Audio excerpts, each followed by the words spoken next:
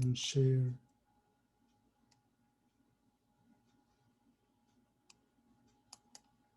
screen.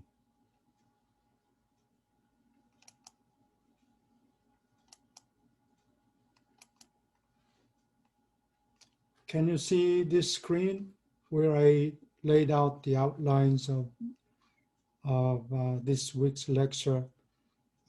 First of all, there have been 3 different approaches. One was the cardinal utility approach. Let me see if I can manipulate this. So there have been 3 different approaches. One is cardinal utility. The classical economists, for example, like Jeremy Bentham. Bentham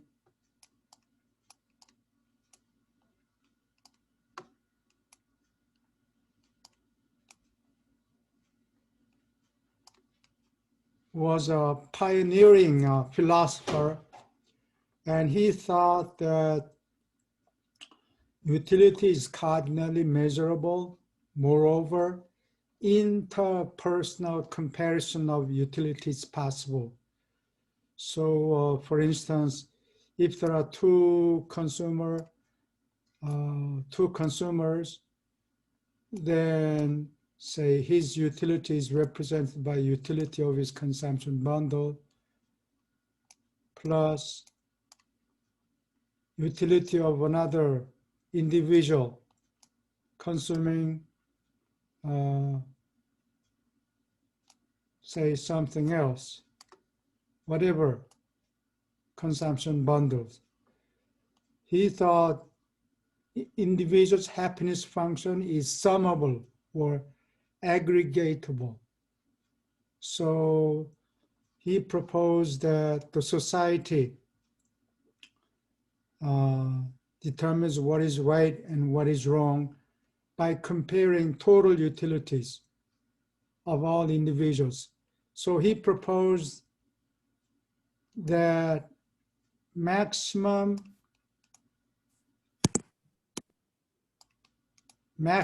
utility of the greatest number of people. If there are 10 people in this world, then why don't we simply add the utilities of 10 individuals and let's maximize it. Which solution maximizes welfare? Such a solution may be relevant like during emergency or war or siege of Leningrad or Jerusalem, etc. If you have a given amount of food and one is young, one is a child and the other is adult, or maybe say old man, then priority allocation should be given to the young. That's the kind of welfare criterion. Maximize welfare, maximize utility of the largest number of people. So what is the, what method guarantees the survival of the largest number of people?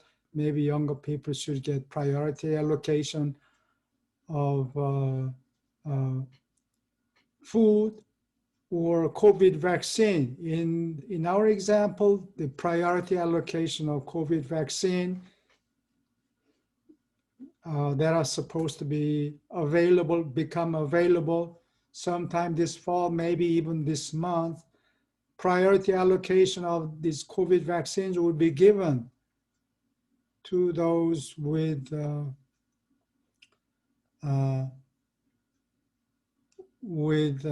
old people. Old people would be preferred because their chance of survival is lowest, and also priority allocation of vaccines would become available to healthcare professionals.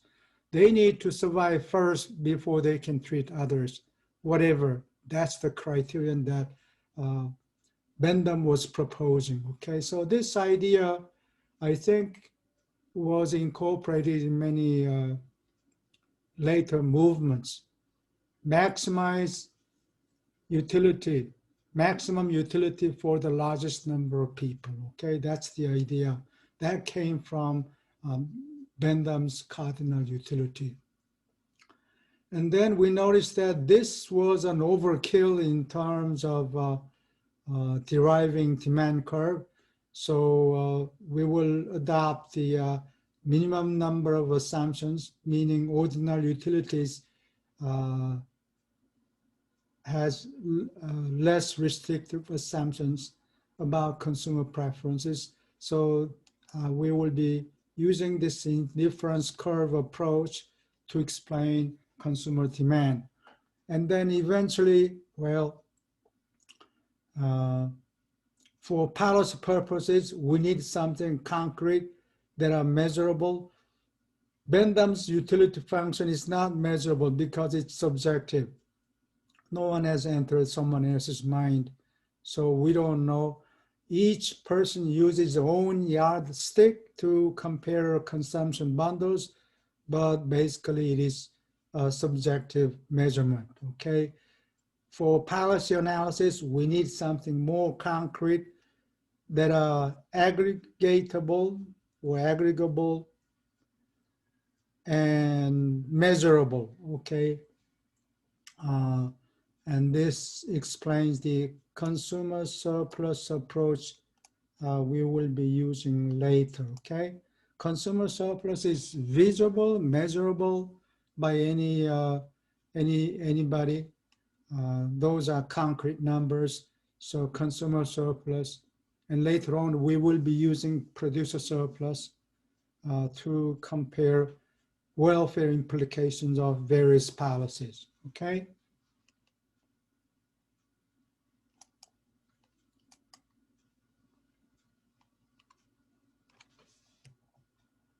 So utility is, Bendham's utility function is a cardinally measurable utility function.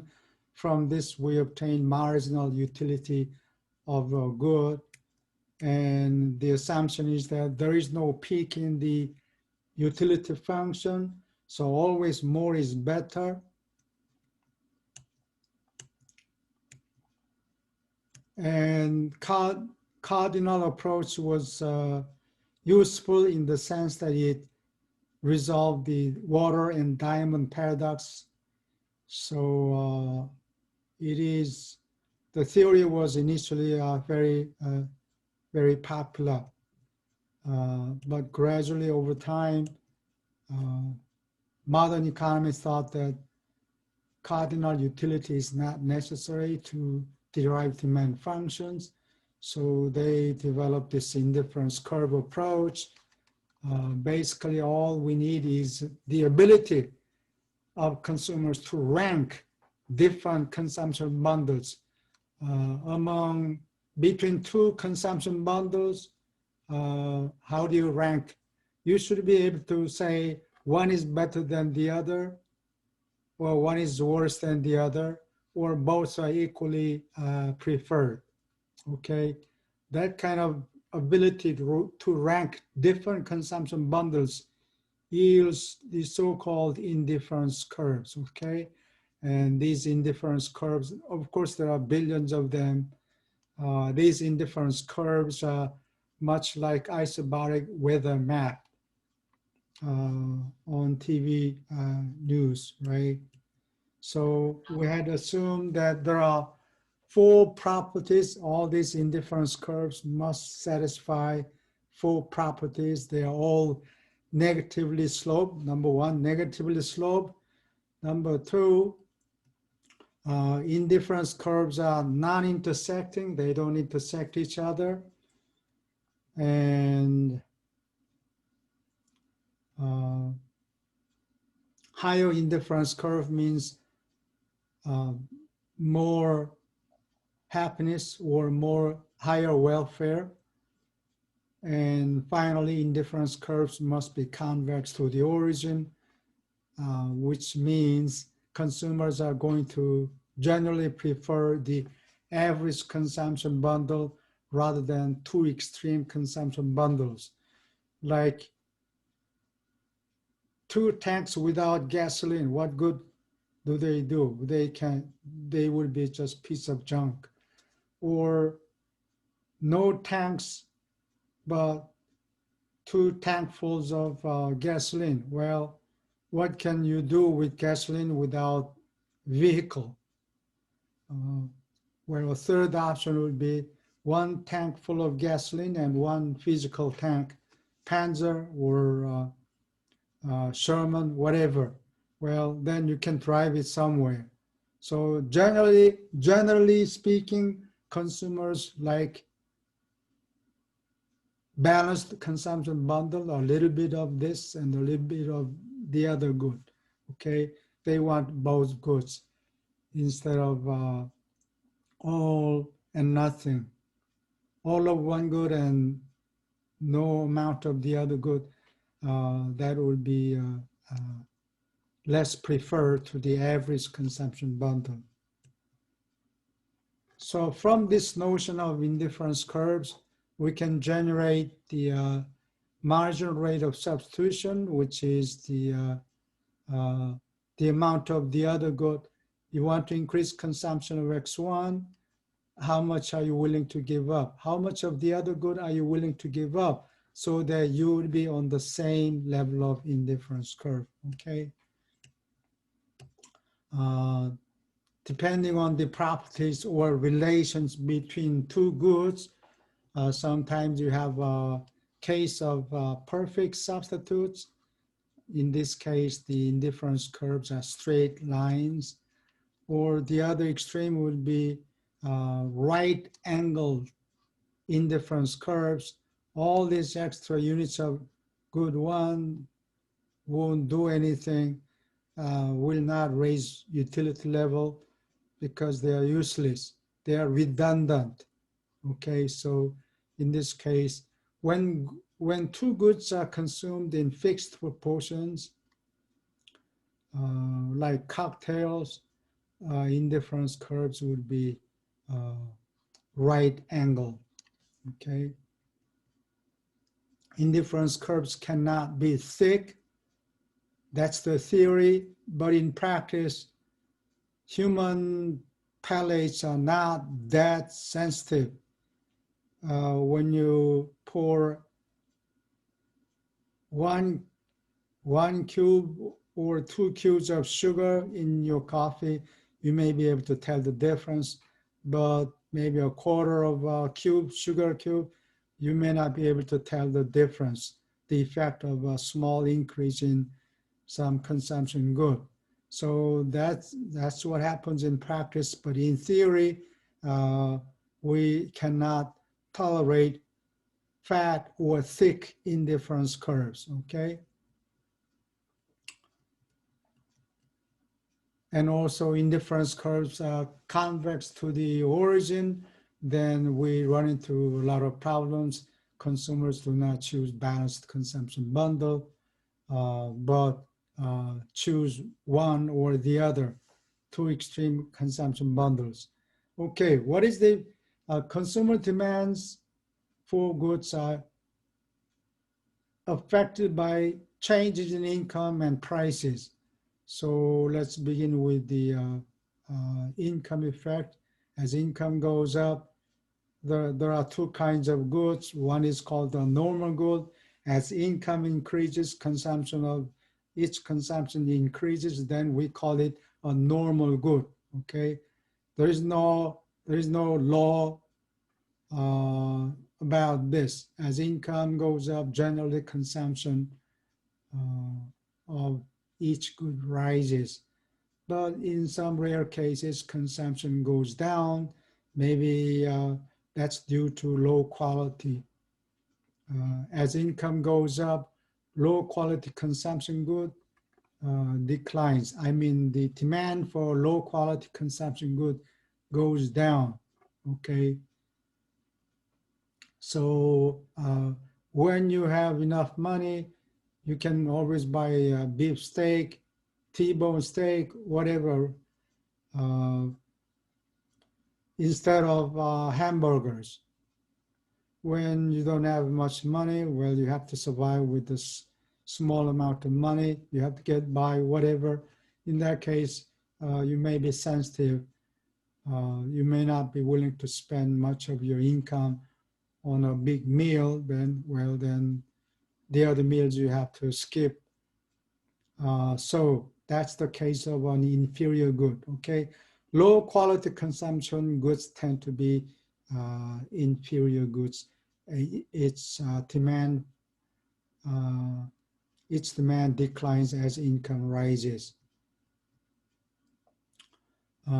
If both goods are normal goods, then consumption, as income increases, consumption bundle the consumer moves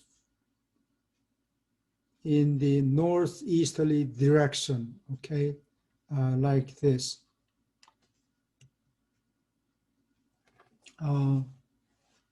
In passing, I could mention the changes in income during the past 2,000 years. Around the 1st century AD, per capita income of Western Europe and China were about the same. But China's income lagged behind around the Renaissance period, around 1350 AD, because these Europeans, Italians were very successful in international trade. So they were importing large amounts of textile goods, cotton and stuff like that from India, and silk from China, etc. But around 1350, China was lagging behind the United States for the past 500 years. And I have some,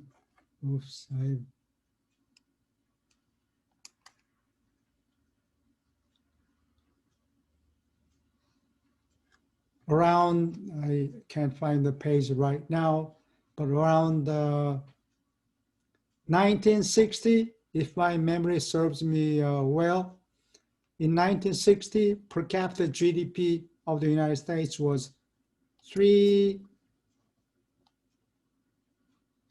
where's my, in the US, per capita GDP was only $3,000.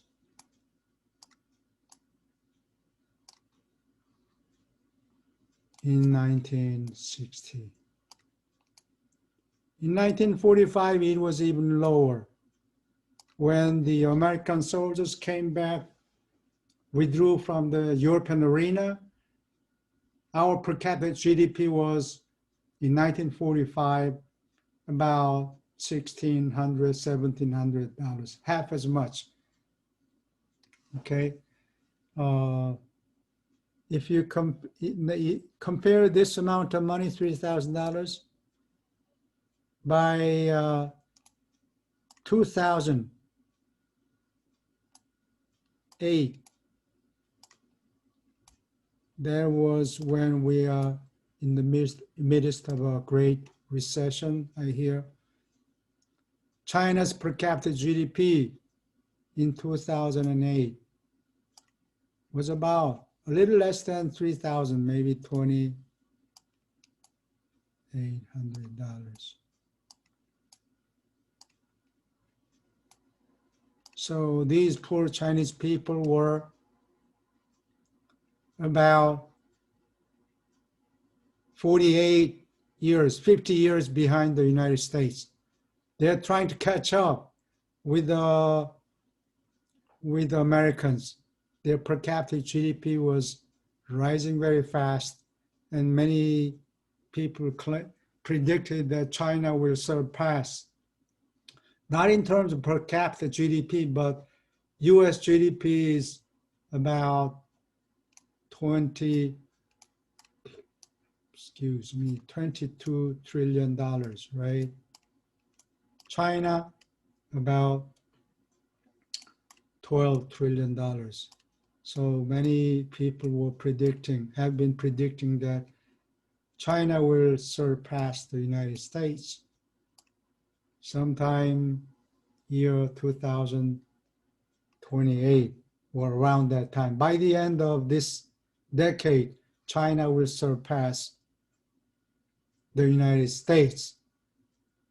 Maybe not in terms of per capita GDP, but in terms of total, in terms of GDP.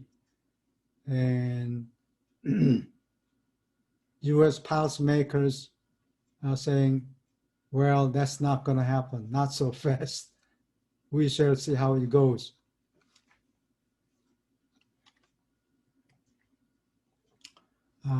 Now, if you're interested in comparing welfare of some well-known people, like Leonardo da Vinci received 4,000 ducats.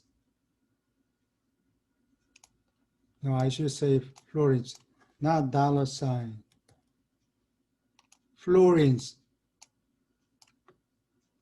4,000 florins.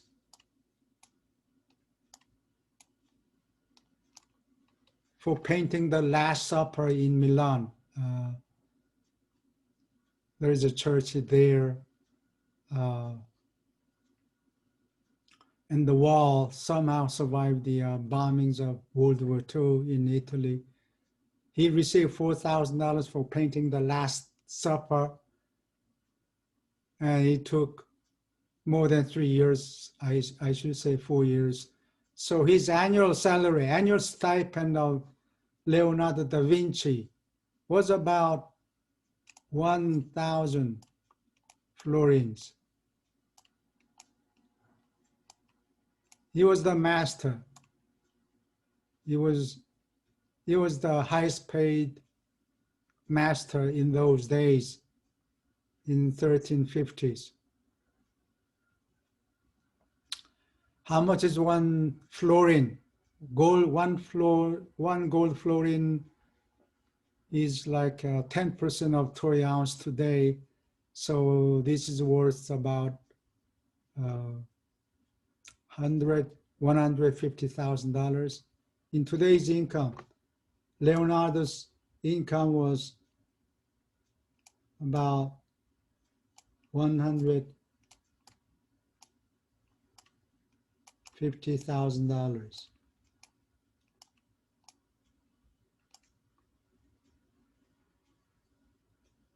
Okay,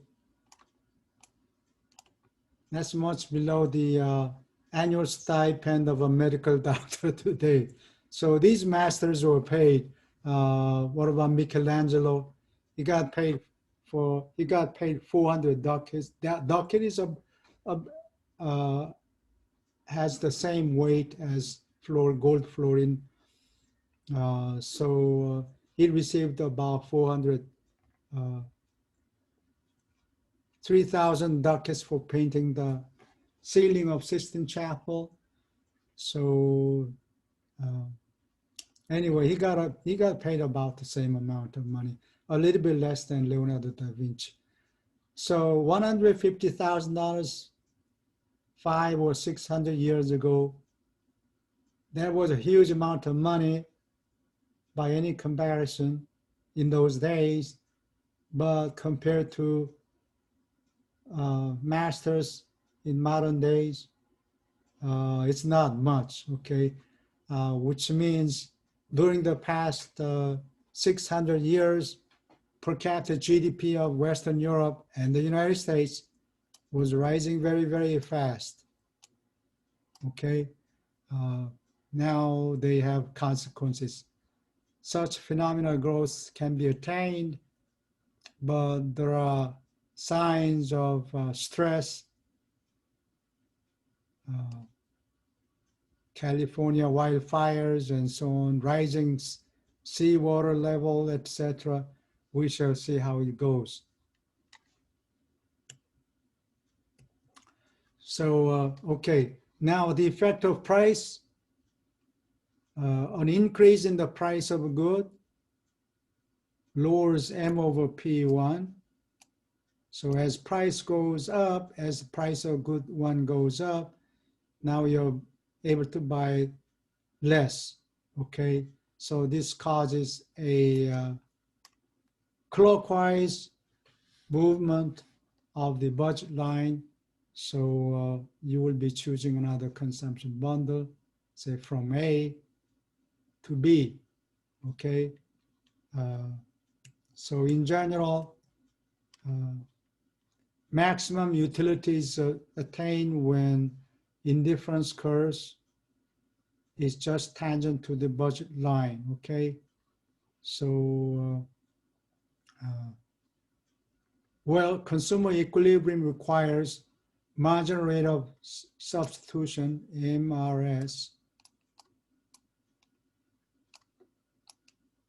MRS must be equal to the price ratio, P1 over P2, okay?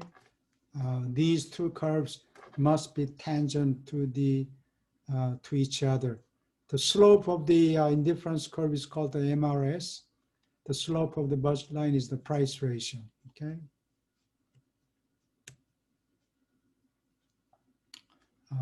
Okay, so how do we derive the demand curve? So this diagram illustrates how demand curve is derived. So starting with the initial equilibrium point A, okay, that point, we're moving to another point when price falls. So if you plot consumption of good one, which is this amount, okay, when price is P1 at this price, you're choosing that amount. At this, when price falls to P1 prime, you're choosing another point. So connecting these two points, you get demand curve. If you want more points, try more, try different prices, okay? So this is how you generate demand curve. Now the indifference curve permits more deeper analysis. So Nobel laureate Hicks, British economist,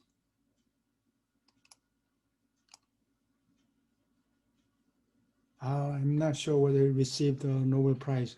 Okay. Hicks decomposed this demand curve into two effects. What would you do when price goes down if you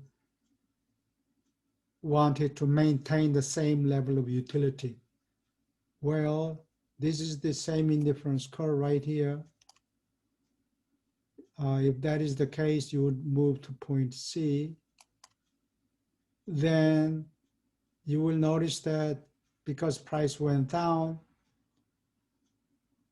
you are buying cheaper good. You are buying more of the cheaper good and less of the other good whose price did not change. So you have some gold coins in your pocket, and that unspent money is like an increase in income. That's like a raise in your salary. Now, when you spend this leftover money, how would you spend that money? Well, to buy more of X1. So in this case, you would be moving from C to B, and that's called the income effect. The first effect from A to C is called the substitution effect, holding utility level constant, just to minimize minimize expenditure, what would you do? You would be moving from A to C. And this, you are supposed to spend all your money so that no gold coins are in your pocket. Well, then you will be moving from C to B. If it's a normal good, you would be moving to the right. Okay, and this difference is called the income effect. If this good is an inferior good, if X1 is an inferior good like hamburger, well, price went down, okay, that's great, I have some money left over. Well, let me reduce this low quality consumption good. So I want to move to point closer to point A or even surpass it. So if you move back toward point A, that's an inferior good.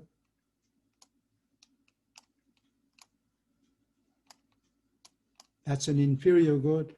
It's as money income, as you spend more money, consumption is going down. That's called an inferior good, right? That's what happens. But in the crooked or very unlikely case, you may be retreating well beyond the initial consumption point.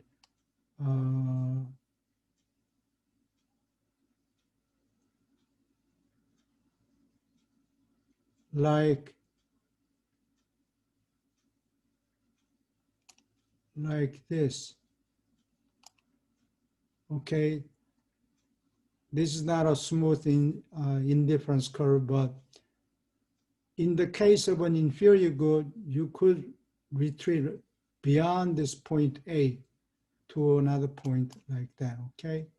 So that would be, in this case, as price went down,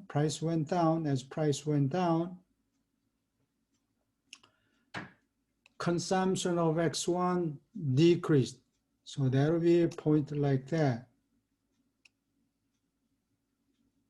Well, sorry, this is not so smooth. This is the case of given good. So this diagram illustrates possibility given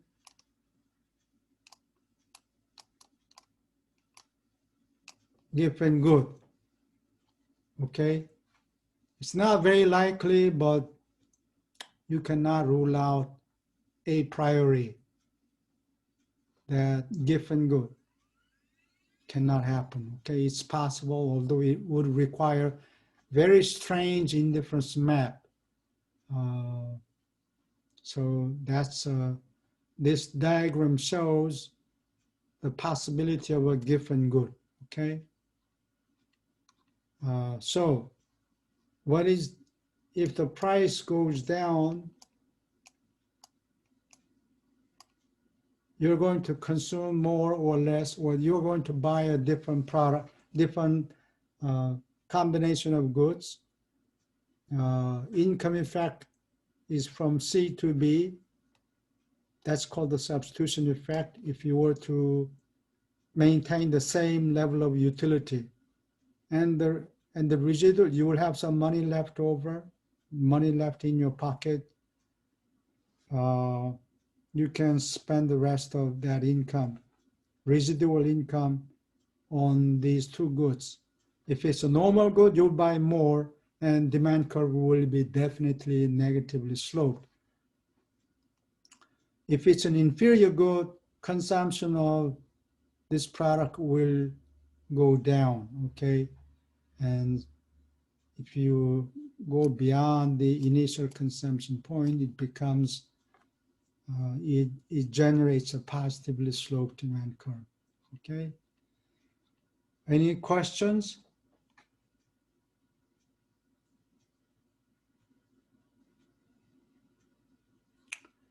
Well, I think I covered the intended topics. If you don't have any questions, we'll stop here. Any questions?